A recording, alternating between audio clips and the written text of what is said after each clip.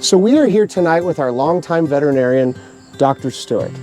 And we're going to talk a little bit about some seasonal allergy issues, why your dogs might be itchy, and we're also going to talk about how we all met each other. If you only want to listen to the part of the episode that pertains to dog allergies, you can fast forward to the 7-minute mark of the video. Yeah. So Erin usually has a long-winded answer, so maybe we should get that out of the way first. Hilarious. So we actually were neighbors when we first got Mia. That's right, And I think that the very first time we met you, like Colin was outside with Mia, and I think maybe like had a question or like picked your brain about something, and then we just kind of were neighbors. I think I was walking my dog Zero past your house, and Mia was getting up on the window, looking out, trying to see who was there. Yes. And then you guys came out and said hi, and then it started from there. So yes, and Dr. Stewart's, we're just gonna call you Justin, if that's fine. okay. So that's what we know him as. That's what we know him as. So Justin's dog Zero is a black lab, and our dog Mia, that we like literally refer to him as her boyfriend. She used to like wait at the window and you would walk by and she would go crazy. she definitely loved him more than he loved her. Yes. Zero played hard to get a little bit. Unrequited love there. But we were like talking about this the one day. I remember one like winter day, it was like slick out in the yard, and she literally pulled me so hard to come down to your yard and like see him. And like I slipped in like my work clothes, and like she dragged me across the front yard. I like mud all over my butt.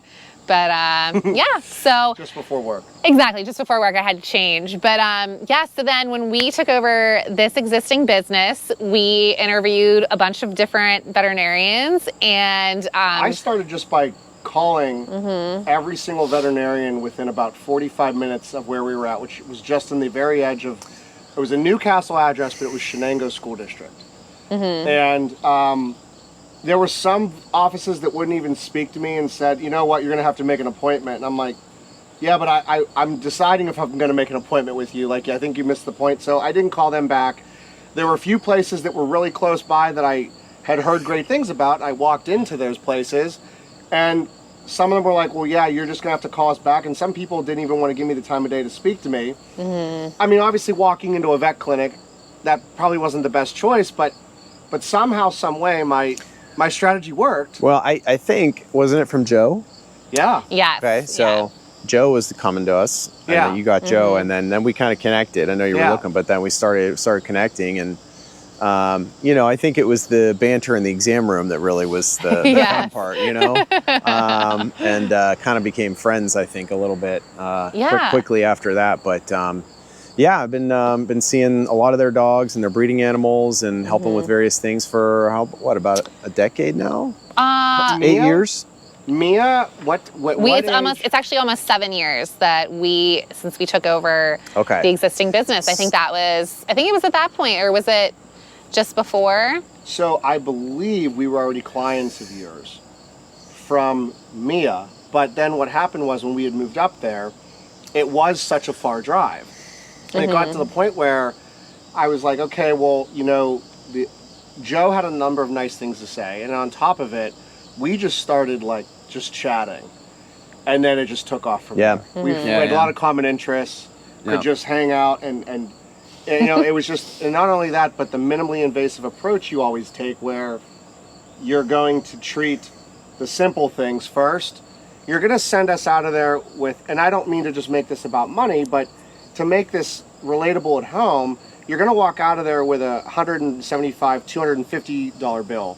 Whereas a lot of the places that we had previously gone to with Mia, you couldn't walk out of there without a $500 bill. Yeah, and it's like, for something very simple. What are we even treating at this point? Well, I always tell this to owners, like, look, my job is not to drain your wallet. Like, we want to get to the place that is going to work for you, for the dog, and also your wallet. Right? Because that's important. Like, not everybody, most people don't have insurance. When you walk into a human office, you just they can do this, and that, and they write this, and you hand their card. But, at the vet clinic, it's a little different. We've got to figure out, like, a strategy, But every once in a while, you kind of have to push people to be like, no, we really need to do this, And so that's where we kind of have to work with it a little bit. But no, I think it's, I think you kind of described the The sort of meeting. vibe, a little Yes. the way we try to do it. But, Well, and what we tell all of our clients that, our puppy clients is that your family bred Labradors and still does. So my family grew up breeding Labradors for the last 30 years. And I think that's how we connect, because you guys started breeding Labradors and lots of breeding experience and whelping experience and puppies. And you have a special, a special knowledge of the breed that we like. Yeah, I think it was the lab the lab thing, right? connection. Yeah. I always say every family needs a Labrador. I Yes. know everybody out there likes all the different breeds, but every family needs a Labrador. 100%. So that's kind of our background. And so we've been seeing Dr. Stewart and the staff at Animal General now for at least 7 years. So I'm gonna say, go ahead. It's actually gotten to the point, and I know there's one person who watches our channel, and we were just talking about the other day. I had a client show up at our door at our boarding and daycare, but it's a daycare client, and they had told me about this story that Getting bit up out here, guys. Yeah. I know. It's a lot of fun. we're We'll have to get you. we're good. We're having fun. Yeah. but either way, they show up and they're talking about a quote that they got for a neuter procedure. And I said, listen, there's two things. Number one, go to Dr. Stewart. And second of all, if you're not entirely satisfied, I will literally pay your bill. And no joke, they came to you. Wow. And that it's gotten to that level where I'm That's just wild, like, man. I don't even hesitate, because I hear appreciate that. Yeah. That's I hear the horror stories from everywhere else, and it's like we now take for granted how lucky we are. I know. But there was a point in time where, like, if I there's a few experiences that we've had. wow. Which I'm not going to go into tonight. But without you, I don't know what we would have done and where we would be. We won't talk about that because Colin will get emotional about, And you know, we know. That'll be for a future episode. We know that'll be a future episode. Well, guys, thanks for having me.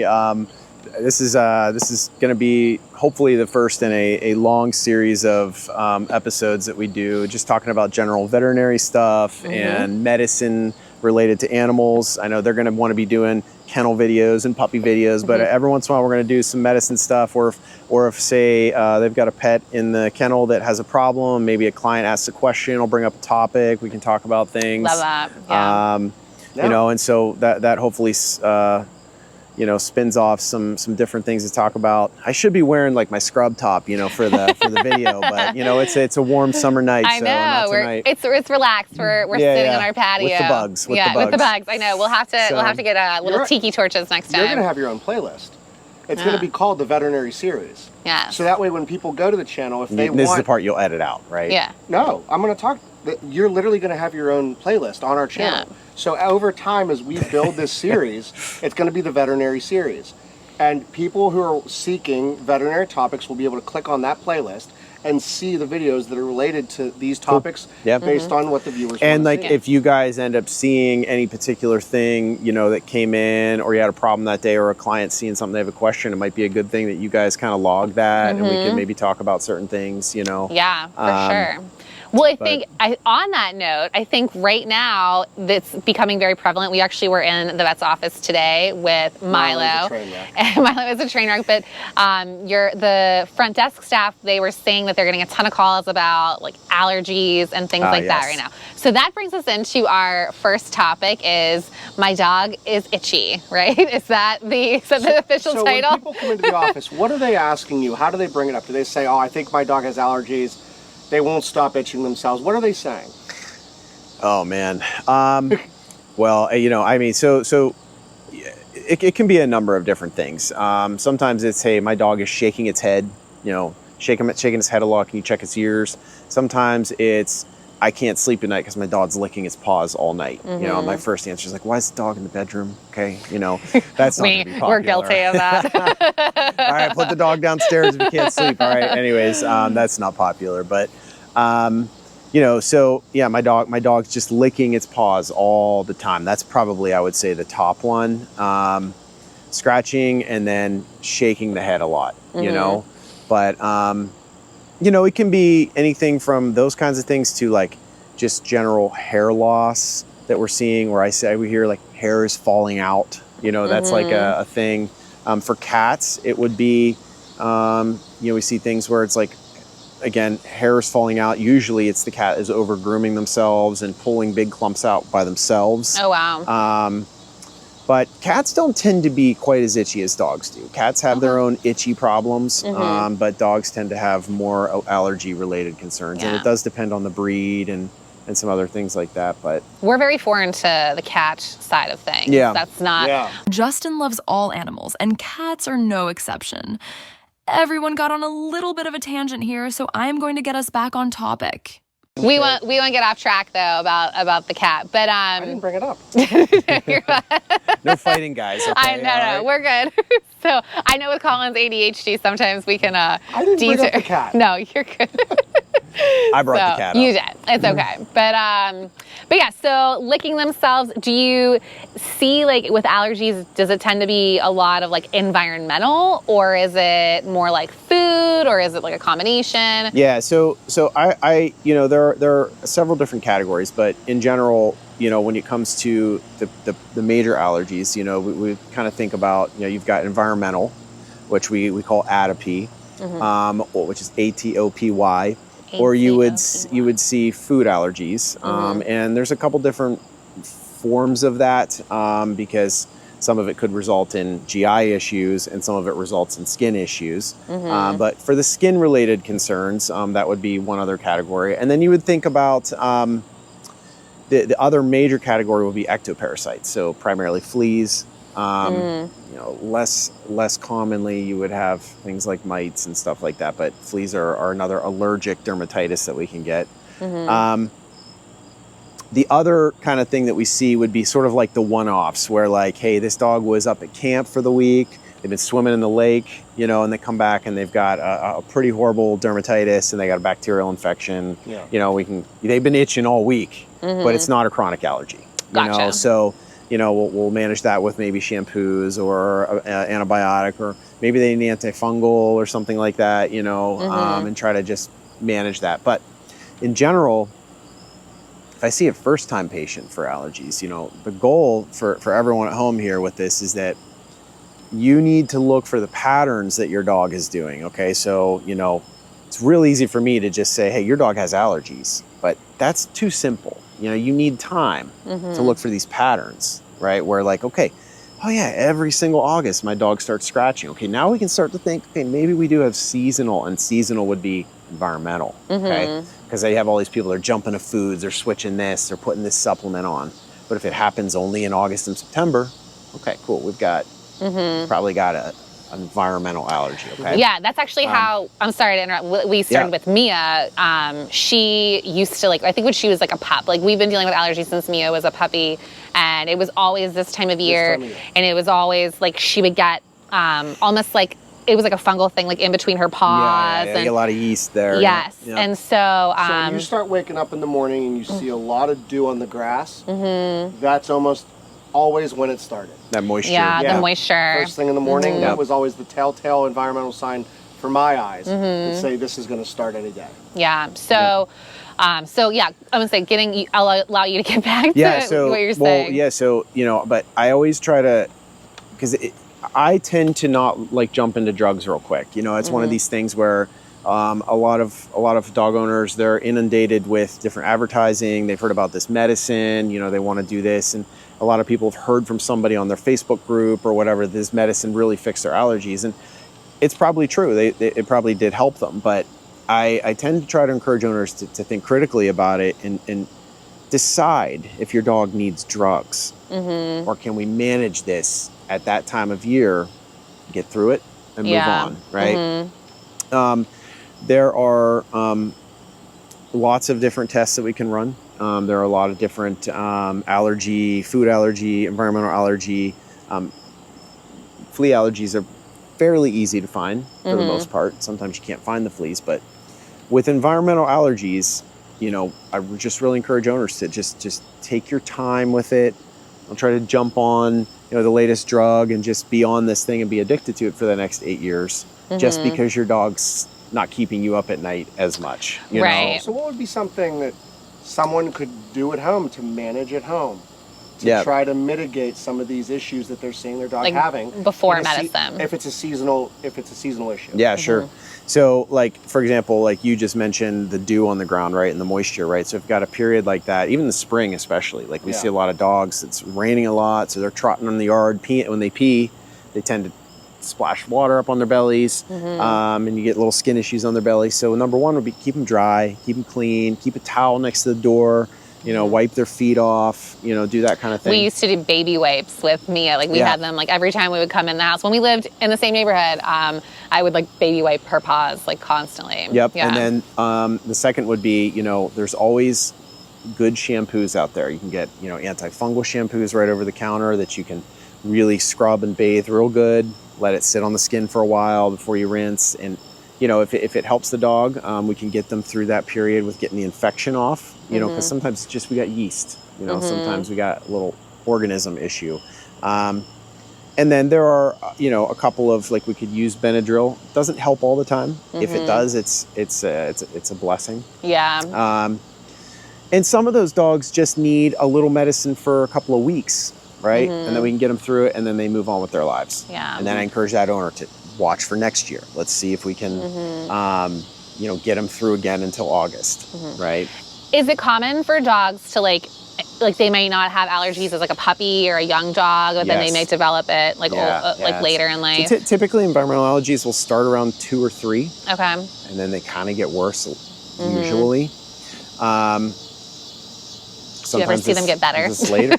We have. Really? And usually when it does, it's because they moved homes, or they moved areas of the country, Gotcha. or they moved away from that oak tree that was in their front yard. You know, it's very hard to know that that's what did it, though. Yeah. You know, unless you've done some pretty comprehensive testing and the person knew there was an oak tree in the front yard. Right. But we do see that, you know, so.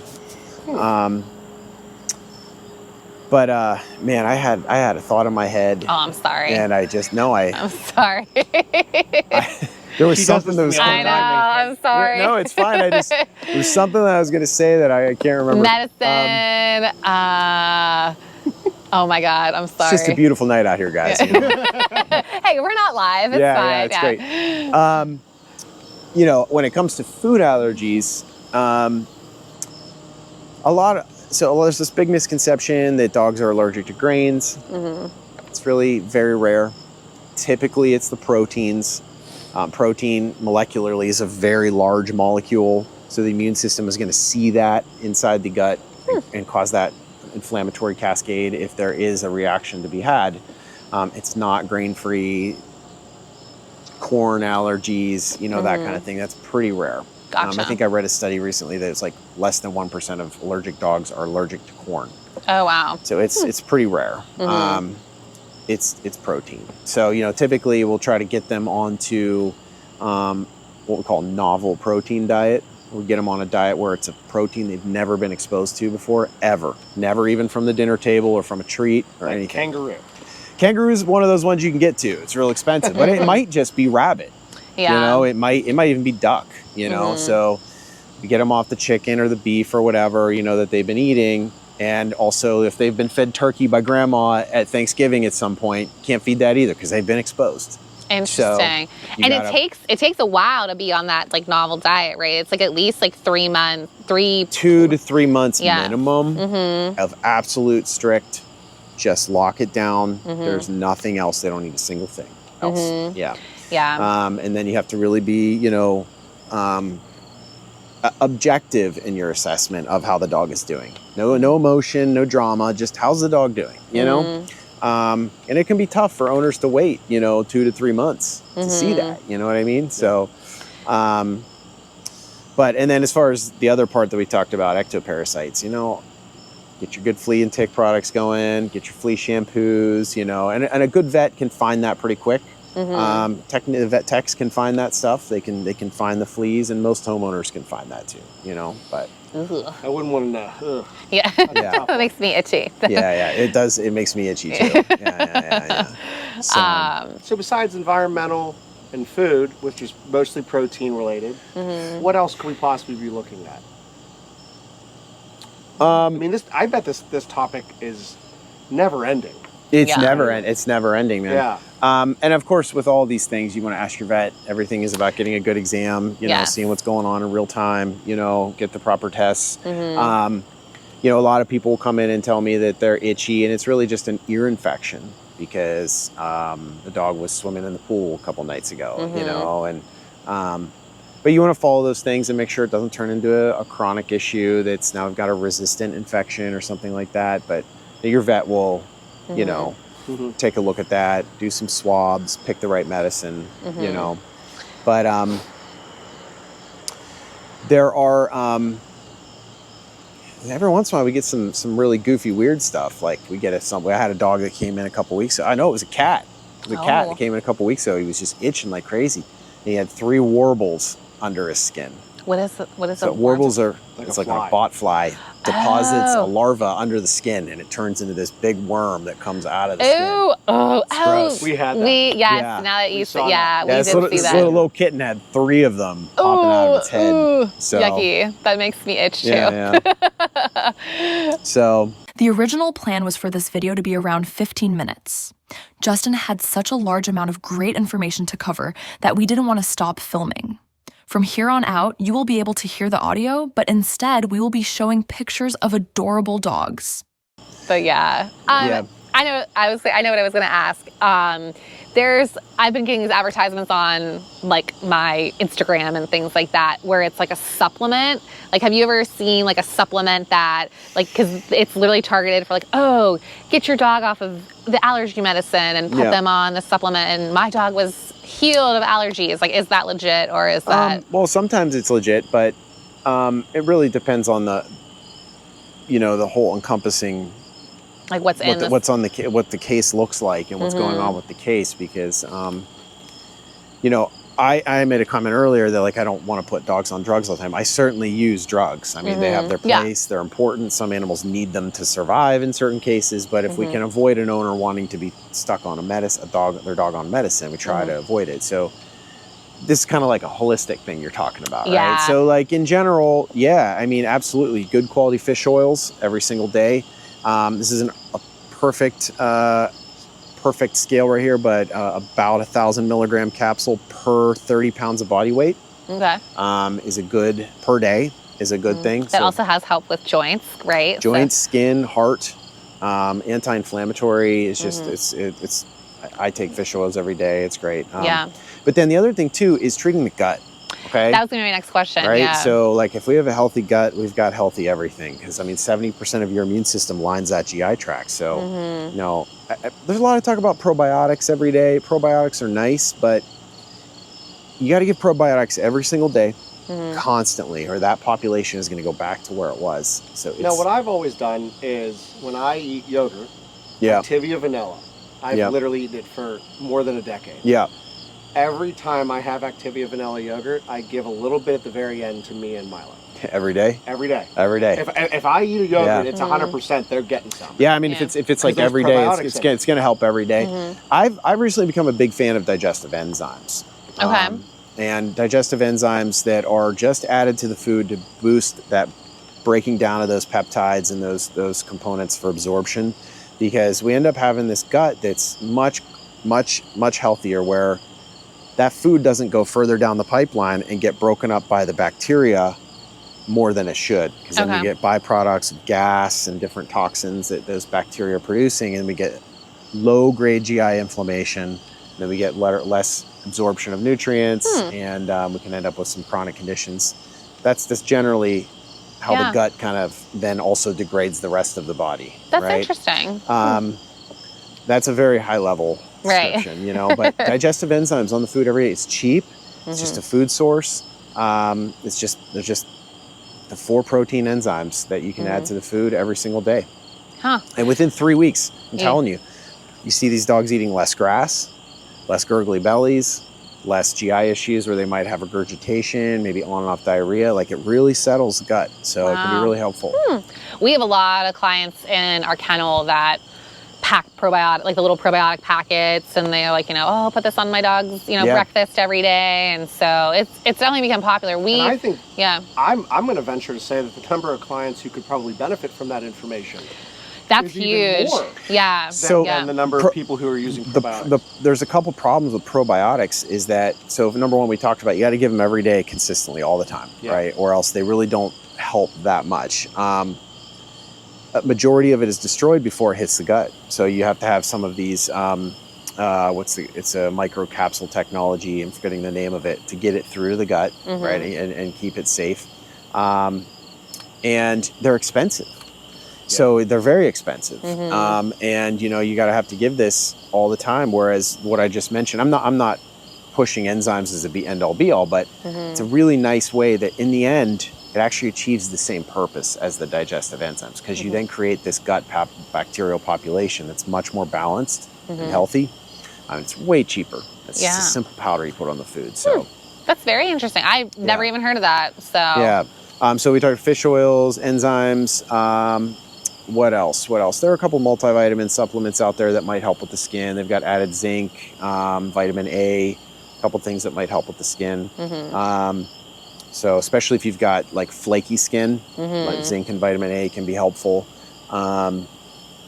So those can be helpful. So I love that like holistic part of it for sure. And then the second part of that would be, let's make sure our food is as quality as possible. Boy, then we'll do a whole other video on that. food. Oh my gosh, we could have like a multi-part series. You could talk about food once a week for the next several years. Yeah, we really could, because it's getting kind of crazy. And food is the number one question that probably I get. Absolutely. From people just showing up to talk about their dog or drop them off, pick them up. It's always, what food do you feed? I'm like, well, listen, here's what I do and here's why. But like, now you walk down to an entire store that is the size of, remember like smaller grocery stores growing up?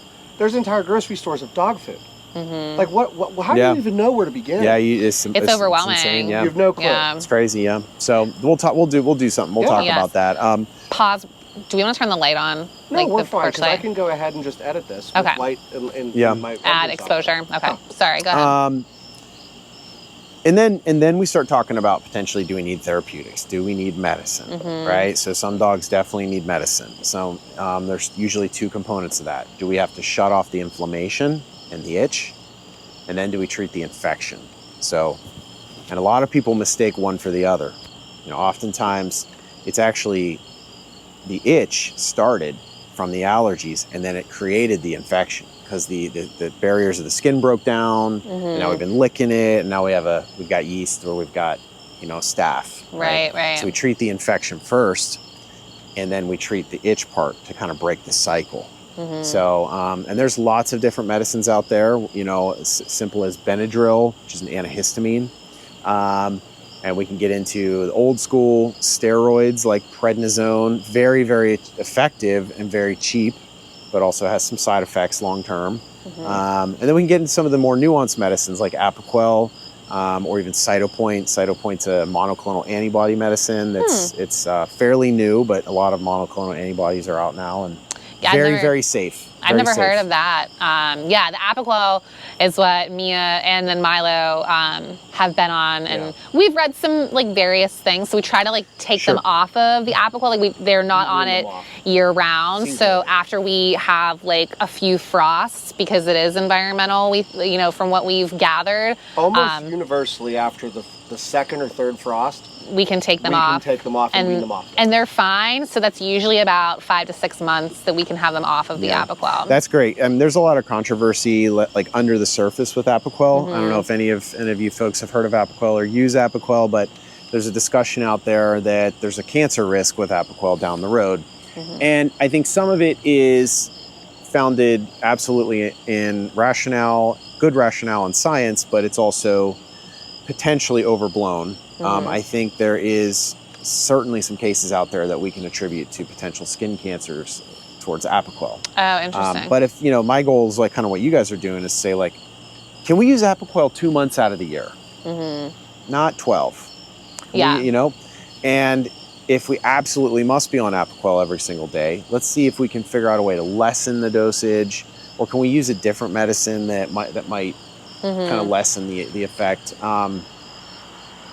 So yeah, it's a medicine that in the last, I would say, couple years has had some concern with it. but in general, it's still fairly safe. Okay. And you have these dogs, Good to know. you have to weigh Yeah. is your dog just literally suffering with how much they're itching, Mm-hmm. you know, versus, you know, using this medicine that gives them Right. relief. So, Yeah. Before, I mean, like before we put me on Apoquel, it was just a battle It was of a like nightmare. licking constantly and these paw infections, and it was just back and forth and Yeah. back and forth. Yeah. So I mean, they yeah, would be so swollen. yeah, And then and she would just develop sores because she wouldn't Sure. stop. yep, And then she couldn't walk. it was just a vicious cycle. And we were trying to compete at the time and travel. And it would take us out for 15 days. yeah, Because that sore just had to heal, and you didn't want to then have her cut it in the woods and get it infected, and then you just start from day one all over again. yeah. So no, I mean, we, like I said, we use it and then we just wean them off as soon as we can, and Go so yeah, from about half the year we don't need to be on it. So So this Yeah. was quite comprehensive. this was a very good discussion. and you know, at some point, if we wanted to, we could get into the nitty gritty about specific therapies, but, We absolutely will. you know, Yes. but I certainly, I would encourage all of you to ask your vet, you know, the best thing for your particular dog, because, you know, we're not talking about your dog, but. Yeah, this is not, we'll have like a little disclaimer alert, like, you know. Yeah. Oh, I have disclaimers ready to go. This is not medical advice. This is just discussion. And yeah, but- I did think of another question. It's like kind of related. So I think I've read or we've experienced that hot spots, especially like in like our daycare environment, like and boarding, sometimes go up in this time of year Because of the humidity. because of the humidity. But does that have anything to do with allergies? Like, are hot spots and allergies sometimes related, or is it? Sure. A hotspot is this generic term that's been applied to any type of pink, moist sore that you see on the skin. Gotcha. Right? Yep. And it could mean a number of different things, but in general, a hotspot is kind of what we call a moist dermatitis, and it's generally a skin infection, typically a staph infection. And it blows up real quick, super inflamed. It's kind of wet and gooey, and the dog's licking it like crazy. But yeah, absolutely. Especially, I would say it actually is more common in the spring and the rain seasons. Okay. You know, April, May, these dogs are wet. Golden Retrievers being the poster child for this. Yeah. We've had it literally. But, Yeah, here. we had a couple labs that had like really thick fur. They're not like, you know, they've retired, and I just remember like And Anya. golden retrievers. Yeah, but Anya, one of our labs, she always had a hot spot. It seemed like. Yeah, Golden Retrievers are the number one. Yeah, because Yeah. they just can't dry. Like the fur can't. Yeah, dry there's other long-haired breeds like them, but Golden Retrievers there's Yeah. something built in their DNA. I'm not sure if we know what it is, but they Yeah. get them. So cool. So in the end, I hope that everyone at home accomplishes or gets one thing from this. It sparks thought, because so many people are struggling and seeing this at home, and obviously when your dog can't talk, where do you begin to even think, what should I do and what questions do I even ask my vet? Because let's face it, veterinary care, not at your clinic, but veterinary care in many ways, from what I'm hearing, is starting to become like human health care, where you're on the clock, you got to go, and there's not the careful thought and consideration really being put into the process anymore that probably getting the attention it needs. And at the end of the day, you now know some things to think about and avenues to pursue and questions to ask to make you at home more educated, so you can consult your veterinarian and treat your dog and love them to the best you possibly can. I think it's great that, like, you know, you don't have to just jump right to like medicine. Like, there are options that you can like do before. And to clarify that real quick though, some dogs maybe just need medicine real quick, like an antibiotic or something, right? Just to clear it up. But the itching part and the general kind of other part of it, they don't need to be on a big, expensive, long-term medicine right away. Yeah. You know, that's generally my approach. It's just like, Yeah. all right, let's figure out where the solution is, or, hey, what's the environment this dog lives in? Or what do you guys do on the weekends? You know, and see what kind of patterns we've had. Now, but What kind of cleaning supplies are you using at home? Yeah. Are you getting your hardwood floors clean? And then This your dog generally just laying on applies to first-time, Yes. you know, people who come in and say, I have this problem. If I've got an 8-year-old lab and we've got a clear history of what's going on, which we just already talked about, we know the history, then we can kind of more fine-tune our plan that works for your wallet, for the dog, and also, you gotta think about this, can the owner give the medicine? Can they, you know, give it properly? Can they give it in the right timing. You know, you have to kind of like factor in all these things and pick something that's going to work for everyone. You know, Are allergy shots a thing for dogs? they definitely are. Yeah, Yep. I was Yep. gonna say I don't think I've ever heard of many of our clients doing that, but Oh, I absolutely have. oh, have you? Yeah. Yep. So we call I that. read every single pet ID form. That's true. You do. You do. Yeah, it's called immunotherapy. Basically, it's the same thing that like kids get in human offices, where you kind of get all these little injections, figure out what you're allergic to. And we make a serum specifically for your dog, based on those environmental allergens, and we can get a protocol going where we have injections going. That's pretty neat. Yep. The thing about that, the owner has to be able to give it, Yeah. and they have to be willing to stick with the marathon involved with it. Okay, it's a marathon of injections, so it's a long-term game where we're desensitizing the immune system like this very slowly over a period of 2 to 4 years. Gotcha. Right, so we can hopefully cure them within a couple of years, but it is not immediate. Yeah, that's very interesting. I didn't know too much about that, but yeah. Very cool. I knew there were injections, but I had no idea what the treatment was. I thought they were just on it forever. Yeah. A lot of them are. A lot Yeah. of them are, but the goal is to get them off at some point if we can. Yeah. So cool. So what do we want to close with? I don't know. I already made my statement. I Yeah. just hope that everyone at home gains knowledge from this, from someone who's clearly an expert in their field. I mean, that's not even the right Well, word. you know, I mean, you're just beyond that. But, you know, well, thank you, Colin. you are golden god. I'm just here. Number one, to have fun with you guys. Yeah. And we're having a good night tonight. Number two, hopefully provide you guys with just some good entertainment, things to think about, things to ask your veterinarian about, maybe a different perspective to look at your dog with, and maybe, you know, we'll expand upon some of these things in the future, and you know, hopefully it adds some value, you know. And Yeah. So this is literally, I tend to be the one in the vet's office that I'm the one asking like a lot of questions. So I feel like we're just sitting in the examination room having a conversation. And this is accurately replicating that because I said almost nothing the whole time. Yes, Colin's thinking of 8 other things. I was. And then near the end of the appointment, Justin and I will usually banter back and forth. And Erin's like, wait a minute, I forgot something. Yeah. I need to ask this. Blah, blah, blah. And we're talking about going out to their next we like to go eat at their next boys' night. Yeah. Yeah. Breakneck Tavern. We love that place. Yeah.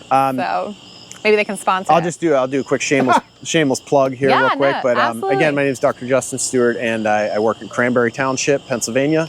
Our clinic is called Animal General, and the phone number is 724-776-7930.